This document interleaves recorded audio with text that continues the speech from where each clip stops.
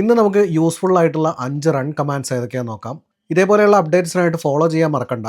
Number 1, run open ചെയ്ത ശേഷം നിങ്ങൾ MRT എന്ന് ടൈപ്പ് ചെയ്യുക. മാലീഷ്യസ് റിമൂവൽ ടൂളാണ്. അതിൻ്റെ user account control message yes എന്ന് കൊടുക്കുക. അപ്പോൾ നിങ്ങൾക്ക് ഒരു ടൂൾ ഓപ്പൺ ആയിട്ട് വരും. ഈ ഒരു ടൂൾ ഉപയോഗിച്ച് എന്തെങ്കിലും മാൽവെയർസ് നിങ്ങളുടെ കമ്പ്യൂട്ടറിലുണ്ടെങ്കിൽ കംപ്ലീറ്റ് സ്കാൻ ചെയ്ത് റിമൂവ് ചെയ്യാൻ കഴിയും. ഇതിൽ ക്വിക്ക് സ്കാൻ ഉണ്ട്, ഫുൾ സ്കാൻ ഉണ്ട്, അതേപോലെ കസ്റ്റമൈസ് ചെയ്തിട്ട് സ്കാൻ ചെയ്യാൻ പറ്റും. എന്നിട്ട് നെക്സ്റ്റ് ചെയ്താൽ മതി.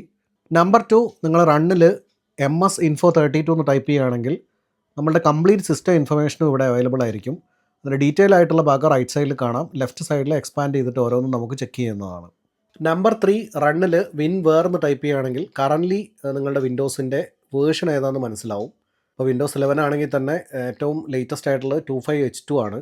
അപ്പോൾ അതിന് മുൻപത്തെ വേർഷൻ ആണെങ്കിൽ നിങ്ങൾക്ക് ഇതിലേക്ക് അപ്ഡേറ്റ് ചെയ്യാവുന്നതാണ്. വേർഷൻ മനസ്സിലാക്കാൻ വേണ്ടി മാത്രമേ ഇവിടുന്ന് പറ്റൂ. അപ്ഡേറ്റ് ചെയ്യണമെങ്കിൽ നമ്മൾ സെറ്റിങ്സിൽ പോയിട്ട് വിൻഡോസ് അപ്ഡേറ്റിൽ പോയിട്ട് ചെയ്യണം.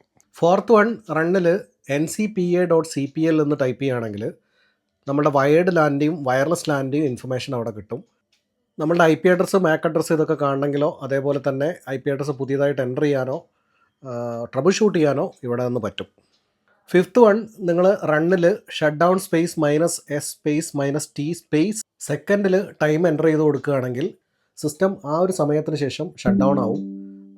-s എന്നുള്ളിടത്ത് -r എന്നാണ് കൊടുക്കുന്നതെങ്കിൽ സിസ്റ്റം റീസ്റ്റാർട്ട് ആവും. ഇനി നിങ്ങൾക്ക് ഇത് അബോട്ട് ചെയ്യാൻ വേണ്ടിയിട്ട് ഷട്ട് ഡൗൺ സ്പേസ് -a എന്ന് കൊടുത്താൽ മതി. അപ്പോൾ വീഡിയോ ഇത്രയേ ഉള്ളൂ. പുതിയൊരു വീഡിയോ ആയിട്ട് കാണാം. അറിയാത്തവർക്കായിട്ട് ഷെയർ ചെയ്ത് കൊടുക്കാനും ഫോളോ ചെയ്യാനും ഒന്നും മറക്കണ്ട. Bye bye.